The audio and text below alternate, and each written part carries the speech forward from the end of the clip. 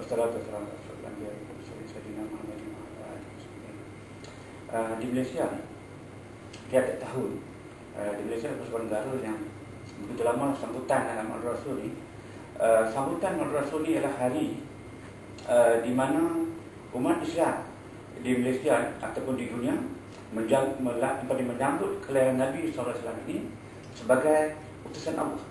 Kerana apabila Allah ni jadikan manusia berbagai-bagai bangsa, bagaimana kamu nak ikut duduk atas dunia sebagai seorang manusia, dan Allah utuskan Quran sebagai huda linnas, bagaimana manusia nak ikut Al-Quran tersebut. Nabi Muhammad diutuskan. Nabi Muhammad ini diutuskan sebagai petunjuk, sebagai cara ikutan untuk semua manusia.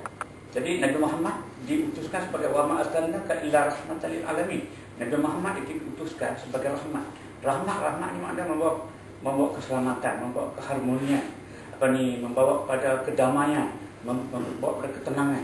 Jadi Nabi Muhammad diutuskan untuk seluruh manusia. Dia tidak sebut bahawa Nabi Muhammad ini diutuskan untuk orang Arab. Nabi Muhammad tidak diutuskan untuk bangsa tertentu, tapi semua manusia menghayati isi kandungan apa yang dibawa oleh Nabi Muhammad. Sampai masanya umat Islam pada hari ini bukan sekadar kita berarah, bukan sekadar kita berselawat, tapi kita melaksanakan pendekatan Nabi bawa. Apa dia pendekatan Nabi? Ialah Nabi Muhammad disebut innama bu'ithtu liyutammima makarimal akhlaq. Nabi Muhammad ini dia hadirkan atas muka bumi ini untuk sempurnakan akhlak.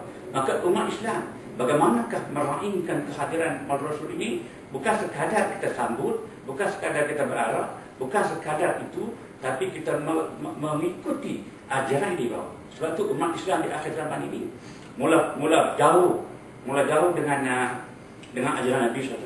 Sebab itu Nabi Muhammad SAW telah diutuskan di waktu mana umat Islam dalam kejahilan, dalam keadaan melakukan kemungkaran dan sebagainya. Nabi Muhammad datang mengembalikan umat Islam, manusia ini kepada jalan yang betul, hidup di atas dunia ini sebagai seorang manusia. Sebab itu kan Allah turunkan Nabi Muhammad ini untuk sebagai satu panduan pada semua manusia. Jadi sebab itu Nabi Muhammad ni, dia sebelum wafat ni, dia sangat risau dengan umat Islam ni, umat dia takut. Sebab itu ketika Nabi wafat, Nabi sebut ummati. Dia tak sebut pun tentang bangsa dia dan sebagainya. Nabi sangat risau pada umat dia di akhir zaman ini, takut mereka meninggalkan ajaran Islam. Sebab itulah dengan adanya program-program umpama ini, menurut saya adalah satu proses untuk mengingatkan balik pada umat Islam di akhir zaman ini, agar mereka mengingati kehadiran Nabi dan kenapa Nabi Muhammad diutuskan.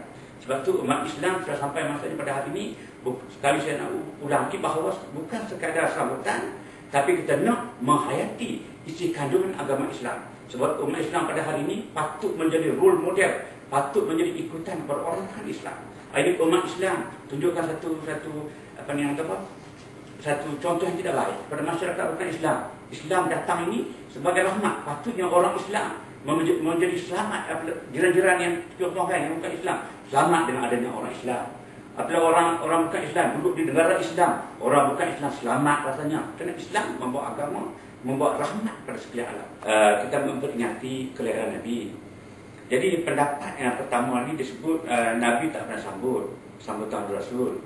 Dan ada satu golongan lagi, mereka sambut hanya sebagai satu adat, bukan jadi ibadah.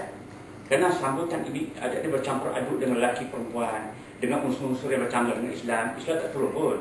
Islam suruh sambut. Pertama sekali adalah satu proses kita nak bagi tahu pada masyarakat kelahiran Nabi, kenapa Nabi turunkan, siapakah Nabi. Sebab tu dijemput penceramah-penceramah cerita tentang riwayat hidup Nabi SAW.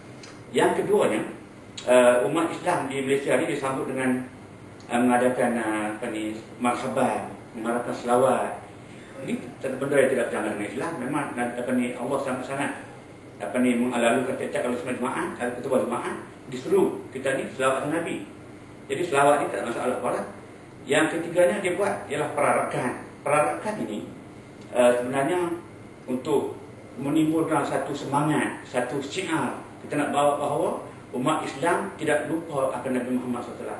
Dari perarakan ini, tapi perarakan tersebut kena jagalah dari segi adat, dari segi tingkah laku kita kan, sebagai seorang Islam patut menjaga adat-adat ini, sebab Islam satu agama. Sebab tu Nabi Muhammad mengembangkan Islam ini bukan dengan ceramah, bukan dengan perarakan, tapi dengan akhlak yang baik.